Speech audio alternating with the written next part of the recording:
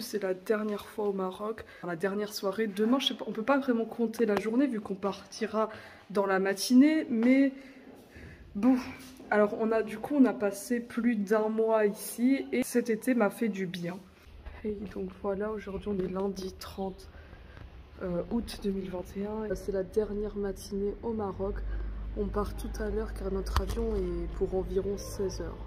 C'est un des frères de ma mère qui va nous accompagner en voiture. Bon, voilà, du coup, on n'est pas prêt de retourner ici avant très longtemps, je pense. Mais bon, alors, je voulais juste refaire le point un peu sur les choses que j'ai pas du tout aimées au Maroc. C'est les gens qui parlent trop sur les autres, ceux qui te prennent pour un portefeuille, et le regard des gens. Les gens ont un regard, on dirait qu'ils vont te manger. Et je parle pas que du fait que j'ai la sonde et que les regards sont insistants. Même quand j'ai que mon masque et qu'on voit pas du tout ma sonde, bah, y a des gens qui regardent, mais c'est pas genre ils te regardent comme ça. C'est genre ils vont te regarder. C'est genre des gens qui vont te regarder, par exemple si t'es en face, ils vont être comme ça. Et bien après si tu pars, ils vont continuer comme ça. Et pendant tout le trajet, pendant tout le temps où tu es dans leur champ de vision, dans le trajet, ils vont continuer à te regarder, pas te lâcher. Et dans ces moments-là, j'ai juste envie de savoir pourquoi la personne regarde comme ça. Est-ce que c'est pour juger? Est-ce qu'elle est fascinée? Est-ce qu'elle est surprise? Est-ce que, je sais pas, en fait, faudrait que je sache si c'est négatif, si c'est positif. Il y a carrément une fois une fille qui voulait tellement pas me lâcher du regard pendant tout le temps où je marchais avec mon oncle pour aller chez lui. Je lui ai dit stop, pourquoi tu me regardes comme ça? Et même en disant ça, eh bien, elle a continué à me regarder. Bref.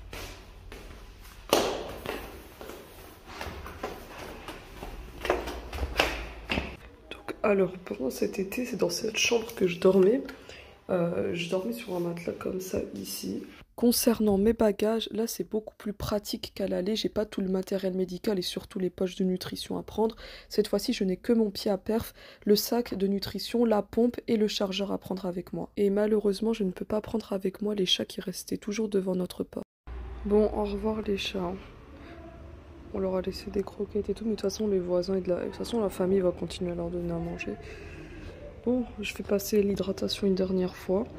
Alors là, j'ai accroché ça à la porte vu que j'ai rangé déjà mon pied à perf. C'est pratique car il y a plein d'endroits où je peux accrocher ça, genre là, dans les petits trucs comme ça, dans les escaliers si je suis assise là.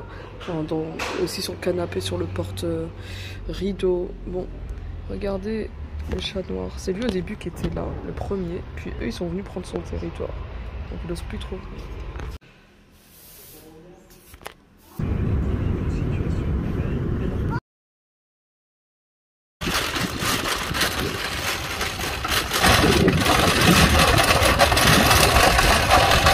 Là, on a cherché des chariots là pour mettre les valises. Dès l'entrée à l'aéroport, il y avait de suite des portiques de sécurité. Sauf qu'ils s'en fichaient pas mal si tu sonnais car ce premier contrôle concernait surtout les bagages, étant donné qu'ils les faisaient directement passer sous des rayons X. Alors moi, étant donné que j'ai un pacemaker gastrique, j'ai prévenu que je ne pouvais pas passer sous ce genre de machine. Et là, le policier ne m'a demandé aucun justificatif ou même fouillé, on m'a directement fait passer sur le côté. L'étape suivante, c'était pour s'enregistrer, donc c'est-à-dire faire passer les bagages en soute et qu'on nous donne nos billets d'avion. Et le truc supplémentaire, c'était présenter le test PCR négatif. L'attente était un peu longue. Du coup, moi, j'ai attendu sur des chaises ma famille, étant donné que ici ils ont dit la même chose qu'en France, c'est-à-dire qu'ils n'acceptent pas les cartes prioritaires vu que ça créait trop de conflits. Ensuite, à la douane, c'était très rapide. Puis, il y avait encore une zone de contrôle où il fallait passer à nouveau sous les portiques de sécurité. J'ai dit que j'avais un appareil, ils savaient même pas ce que c'était qu'un pacemaker, c'est hyper bizarre. Je pense pas que je sois la seule, que ce soit gastrique ou pas. Normalement, il y a d'autres passagers qui sont censés voyager avec un pacemaker. Je suis pas censée être la première, ils sont censés savoir ce que c'est. En tout cas, ils m'ont fait passer à part. Je suis pas passée sous la portique de sécurité. Puis la dame, elle m'a même pas fouillé. La policière, elle m'a juste fait hop. Elle m'a à peine palpé, genre juste au niveau du ventre et des poches arrière de mon pantalon. Mais c'est tout. Elle a pas fait une fouille profonde comme en France. Pour finir, il ne restait plus qu'à attendre notre avion ici. Bon voilà, on est en train d'attendre et c'est là que c'est le plus long. Cet aéroport est vraiment petit, ça n'a rien à voir avec ceux de Paris. Mais bon, au moins j'avais une magnifique vue sur les avions. Je précise que ça, ce n'était pas l'avion qu'on allait prendre. Et regardez, on pouvait apercevoir tous les bagages qu'ils allaient monter dans l'avion, dont nos valises, ainsi que mon pied à perfusion. Ce qui était également très intéressant, c'est que je pouvais avoir un aperçu sur le procédé juste avant de mettre les valises dans l'avion. Et par conséquent, vous voyez, il y a un chien là. Ils le font passer sur tous les bagages pour qu'ils les sentent. Bien sûr, c'est pour contrôler. Et voici maintenant l'avion qu'on allait prendre. Alors, il a fait à peu près 1 heure de retard.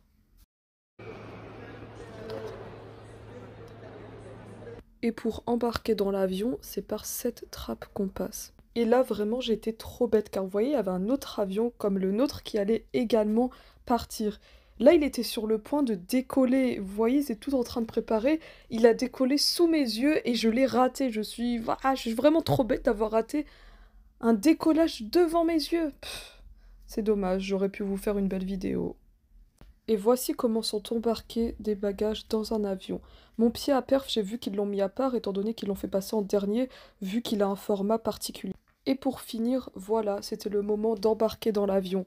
Cette fois-ci, contrairement à l'aller, on n'a pas eu besoin de courir, on n'était pas en retard.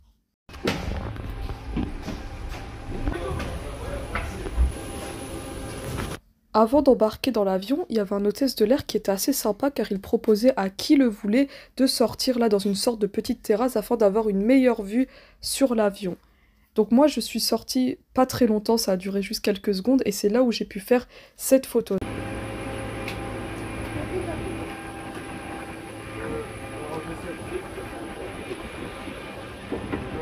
Dans l'avion, je lui ai laissé la place à côté de la fenêtre car il la voulait.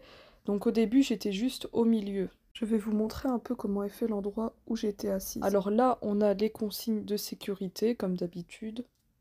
Puis on a la petite table là, si jamais on veut poser un truc ou manger. Donc voilà, moi je suis au milieu, au niveau des ailes de l'avion. La ceinture de sécurité, alors il nous indique lorsqu'il est obligatoire de la mettre et lorsqu'on peut la retirer. On a un accoudoir qui se relève et un autre ici avec des boutons. Au nom des filles du commandant et de tout l'équipage, je vous souhaite la bienvenue à bord de ce vol à destination de l'aéroport de Paris-Orly. Le temps de vol aujourd'hui sera de 2h15. Si vous avez des questions concernant le service de sécurité, n'hésitez pas à vous adresser au personnel du cabine. Merci. This will drop one upon you. If you are wearing a protective face mask, this must be removed. Please a life jacket under your seat. The door will move your life and life jacket next over your head. While the water still around you with a button the buckle. Hold the adjustable strap to outside the fit the life jacket strongly against your body. The life jacket will straighten the emergency doors.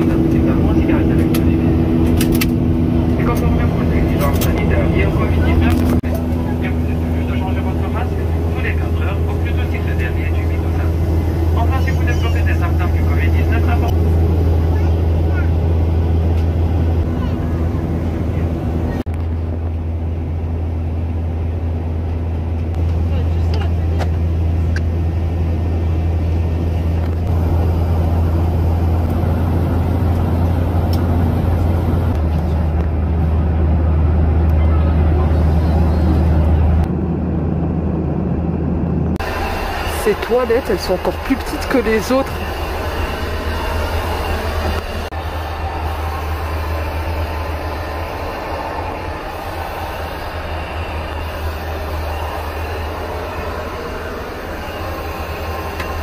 Towards Orly, we'll be arriving there in about 25 minutes. Weather in Orly, lightly cloudy and a temperature 20 degrees. L'électronique en mode avion uniquement reste autorisée pour l'atterrissage. Contrairement à d'habitude, cette compagnie aérienne cette fois-ci ne vendait absolument plus rien à bord, ni même de nourriture. C'est pourquoi ils ont décidé de donner gratuitement une collation à tout le monde. Par exemple, ma famille, eux, ont pris ça, donc ils donnaient une boisson au choix, dont un petit gâteau. Comme vous pouvez le voir, l'avion a été désinfecté avec une sorte de vaporisateur. Donc voilà, tout s'est très bien passé durant le vol. On arriva à Paris vers 20h30 alors que de base l'atterrissage était prévu pour 20h. Donc ça va vraiment, ça restait dans les temps malgré qu'il y avait eu près d'une heure de retard. Et au fait, je vous ai pas dit, mais j'ai fini par avoir la place devant la fenêtre.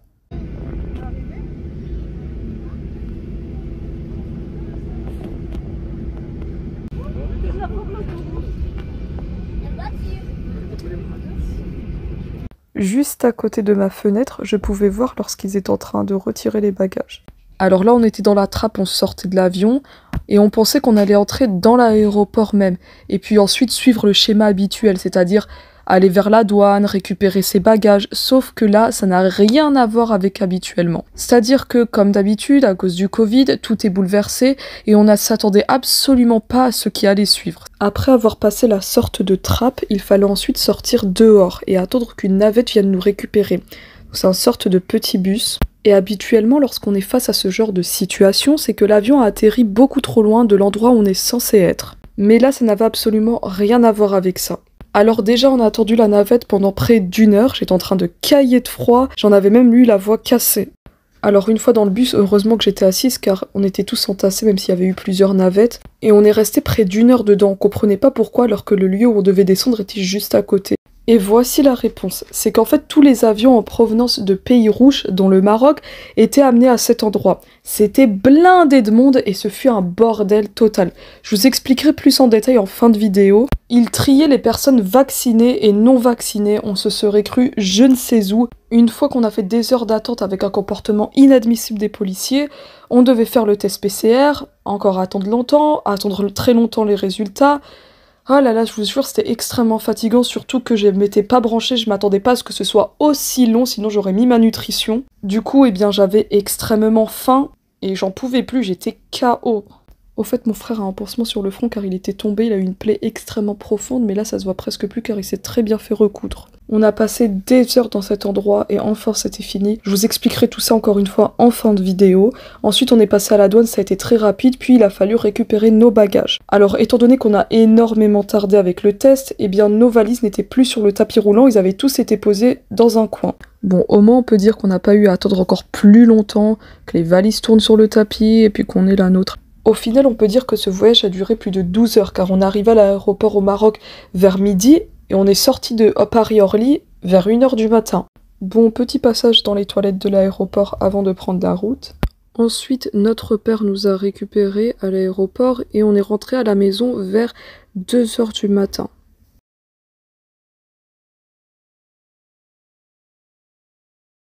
Le matin même, les prestataires ont livré au domicile tout le matériel médical, donc voilà, tout était prêt.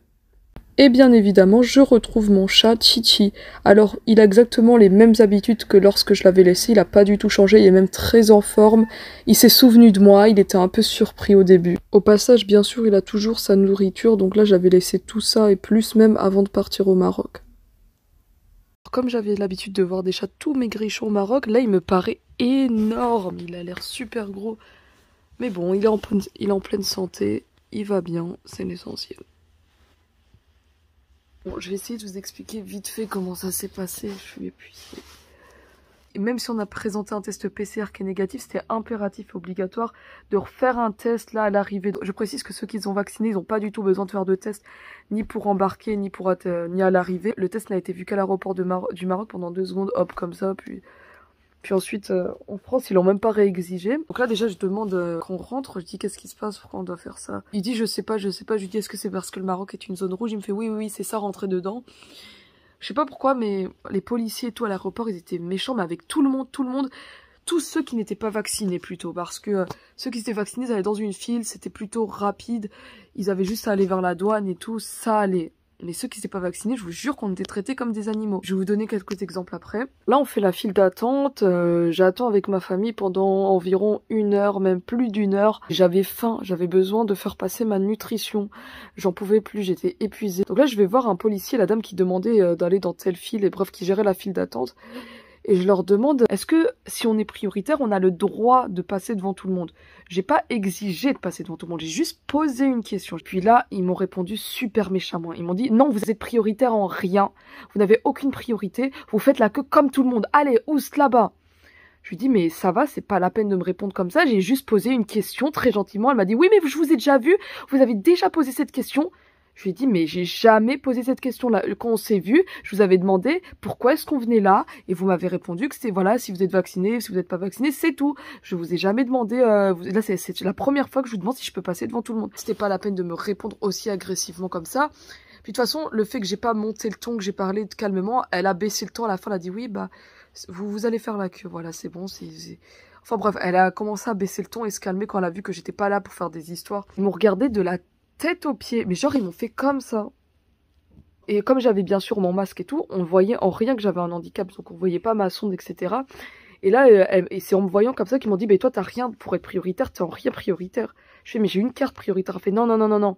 On dirait que j'étais là en train de mentir. Ils me voyaient comme une jeune qui n'a pas de problème, qui veut juste passer devant tout le monde. Ok, ça servait à rien de se casser la tête. Puis je repars dans la file d'attente. Et donc là, quelques minutes après, il y a une dame qui est avec un bébé qui a à peine 1 mois dans ses bras. Et elle revient en fait de la même situation que moi. Elle dit qu'elle est partie demander au policier, à la dame, si c'était possible de passer devant tout le monde, car elle a un nouveau-né et qui lui ont crié dessus. Donc elle a dit, mais c'est pas normal, pourquoi il me crie dessus comme ça, j'ai un bébé et tout. Et puis il y a une autre femme enceinte pareil qui dit qu'elle est enceinte et qu'elle en peut plus et que c'est pas normal qu'il lui crie dessus comme ça. Ils ont crié dessus sur absolument tout le monde qui avait besoin de passer devant tout le monde, que ce soit femmes enceintes, femmes avec des nouveau-nés, personnes qui ont un handicap, qui sont très malades. Bref, qu'importe ta situation, ils répondaient super méchamment. Ils voulaient laisser absolument personne passer devant tout le monde. Ils ne donnaient aucune priorité. Par contre, ils donnaient la priorité aux personnes qui étaient vaccinées. Donc je voyais des gens en fauteuil roulant qui étaient vaccinés et qui les laissaient en priorité passer devant tout le monde. Alors que la même situation en n'étant pas vacciné, ça se faisait pas. J'ai l'impression qu'ils font exprès de te faire haïr cette situation. En fait, ils te poussent à bout juste pour que tu te vaccines. Ce qui se passe, c'est que c'était les gens dans la file d'attente qui étaient très gentils et ceux un peu qui ont remis la loi en place, on va dire. Ils ont dit à la dame avec un bébé, mais tu es un bébé, tu passes devant tout le monde, allez, ils l'ont fait passer devant tout le monde. Ils ont dit à la dame enceinte, tu es enceinte, allez, tu passes devant tout le monde. Ils ont vu que j'étais malade, la dame, elle m'a dit, tu as quoi, toi? Ma soeur, elle a dit, elle a un tuyau dans le nez. J'ai dit oui. Elle a dit, tu as une sonde? Je lui ai dit oui. Et un pacemaker. Elle m'a dit, tu as une sonde et un pacemaker et on te laisse comme ça attendre et on te crie dessus. Allez, va passer devant tout le monde. Les gens dans la file d'attente, ils ont été très gentils, ils m'ont laissé passer devant eux, mais même en étant passé devant tout le monde, on a quand même attendu très longtemps. Après, en fait, ce qu'on devait faire, c'est passer dans un registre avec une dame qui tapait dans un ordinateur, qui la demande tes coordonnées et tout, et elle te sort un papier qui va permettre de marquer dessus les résultats donc du test qu'on allait faire. Une fois qu'on est passé pour pas donner nos coordonnées avec la dame, on a dû faire un test PCR. Enfin, c'est pas un test PCR, c'est un test antigénique qui se faisait dans le désert. Ça se fait la même façon avec le coton-tige. Donc là, toute ma famille passe, moi aussi. Je baisse mon masque jusqu'à la bouche, et elle regarde, elle fait « Ah, je vais devoir faire que dans une narine ». Vu que là, il y avait la sonde, en principe, il y en a qui font dans les deux. On a attendu très longtemps, encore plus d'1 heure, les résultats dans une sorte de salle d'attente. Bon, ils appelaient les numéros un par un. Bon, les résultats sont négatifs, forcément, vu qu'on a fait un test PCR qui était négatif. Une fois qu'on a fait ça, ensuite, on a dû passer devant un truc de police, donc un préfet de police ou je ne sais pas quoi, qui donne une sorte de contrat pour que tu restes confiné 10 jours chez toi. Et par contre, ceux qui sont vaccinés, il n'y a aucun confinement, aucun test, alors que pourtant, avoir le vaccin, ça n'empêche pas d'avoir le Covid, ça n'empêche pas de le transmettre. Je vous montre je ne sais même pas comment qualifier ça, un arrêté préfectoral portant mise en garde, quarantaine 10 jours. Et là, ils te sortent une tonne de lois. Est-ce que tu as le droit de faire, est-ce que tu n'as pas le droit de faire?